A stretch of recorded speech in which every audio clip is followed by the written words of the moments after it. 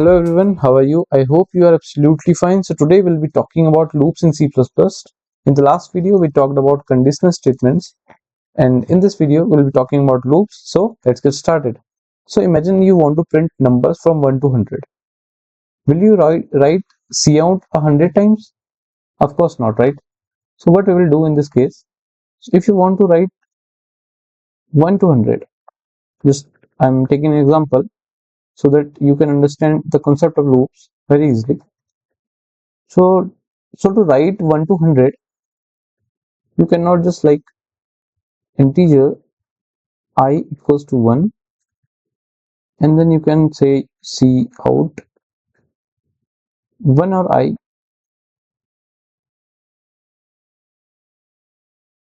and handle for next line, and then cout. You can say just remove this line, or you can just say cout 1, and then cout 2, handle. This is endl, okay, and then cout, then 3, and then endl, and so on till cout 100. That won't be worth it because you have to write it like again and again, and it will be a hectic job to do. And even for 100 case you can just write it, but if we want to write from 1 to like this number on 10 million, something like that, right? So to write such a large count or such a large number, you have to use a loop. So a loop is like telling your mom, wake me every day at 6 a.m. until exams end. So there is some termination condition here, like your exams are going from like 4th of August till 10th of August. Then you will say your mom, wake me up every day at 6 a.m. from 4 to 10. So there are initial position and there are some termination condition present. So similarly in our loop we have one termination condition and one initial condition. So let's take one flow. So it's about while loop. Let's talk about loops first. So we have three type of loops. One is for loop. Sorry. So there's three type of loop. So we have three type of loops. One is for loop, second is while loop, and third is do while loop. I will explain it one by one. So let's consider one loop. So don't consider it a while loop, just consider it a loop, right? So there are some text expression or some condition. If that is false, it will is exact. If it is true, then we will go to body of while loop, right?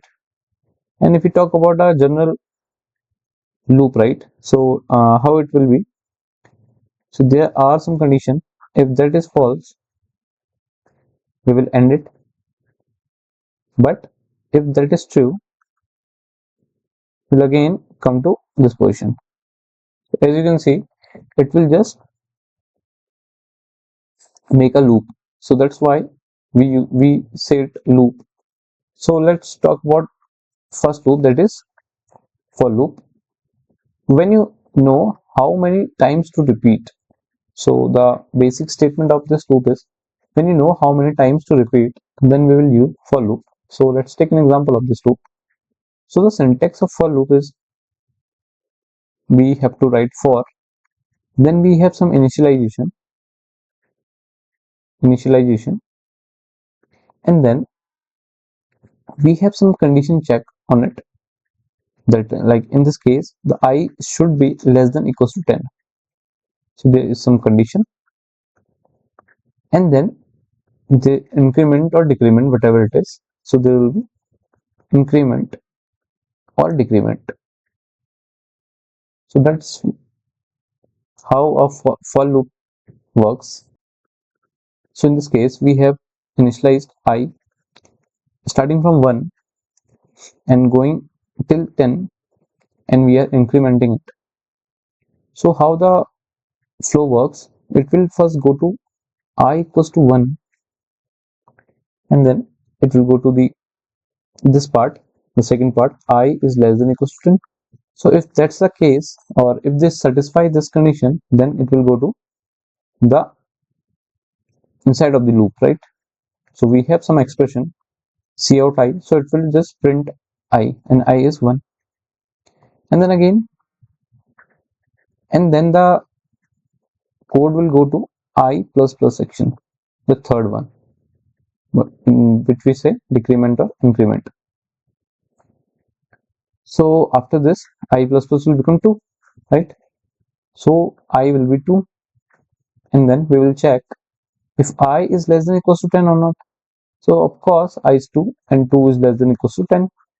Then it will print 2, and then again it will I plus plus, that will become 3, like this, and so on, so on, so on, till I is equals to 10. Then it will check I is less than equals to 10. Yes, it satisfies this condition, so it will print it. So it will be 10, and then it will I plus plus, it will become 11. When I is equals to 11, then this condition does not satisfy, so it will just break this loop and will not execute anything. Okay, so there will be some condition like some statement like return 0, so it will just return from the main function int main, right? So yeah, that's about for loop. And if we go to the VS Code and we check how we can do it, so I have taken one example here.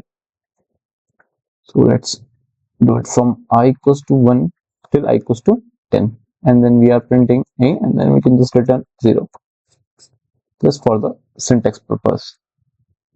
So it has printed 1 2 3 4 5 6 7 8 9 10 till 10. You can make it 100,000, whatever you want to, but for just for an example I have taken it 10, right? So this is for loop. So if you want a copy of these codes, you can just comment it down. I will give you a drive or GitHub link so you can access it. Okay, so now let's talk about the another loop, that is we have done for loop, then we will talk about while loop. So we use while loop when you repeat until a condition becomes false, like counting down before rocket launch, right? So in rocket launch, which we have some condition till it becomes false, we will count and we will decrement each by 1, right? So if we have a countdown equals to 5, we will what we will do, we will decrease it by 1 every time till we reaches at 0, and then rocket will lift off, right?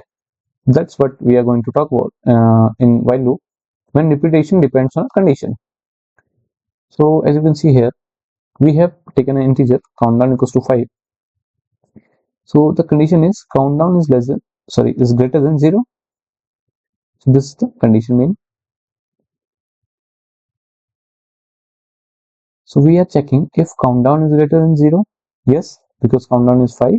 Then we are printing countdown, and then we are decreasing it, right? So this loop will, now you will understand when the loop will end and how it works, right? So the first case, when countdown, or we can just say CD, okay?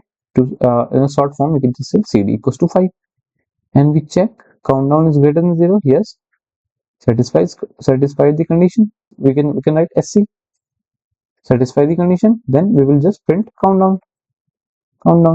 We are printing countdown, and then we are decreasing CD minus minus. Then it become 4. In the next condition, we will check. So after this, it will go to the again the while condition. Okay, then 4 is greater than 0. It satisfies the condition, then it will print countdown, and then it will decrease it countdown minus minus, so it will become 3,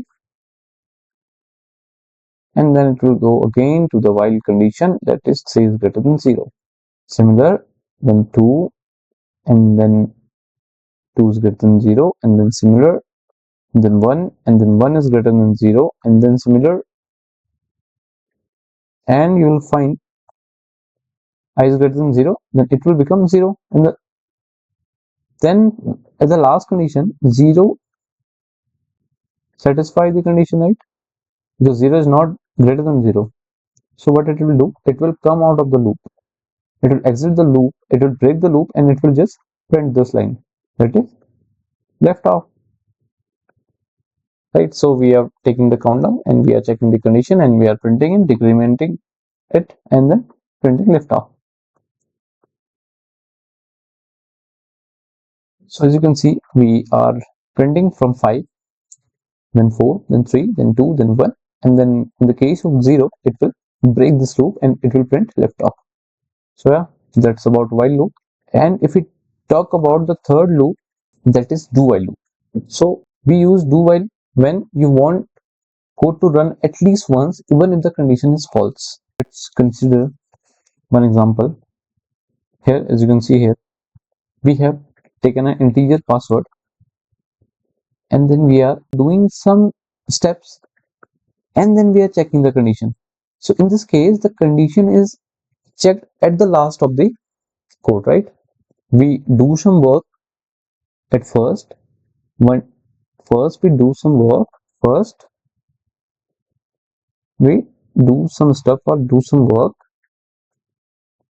and then we check the condition. We check the condition.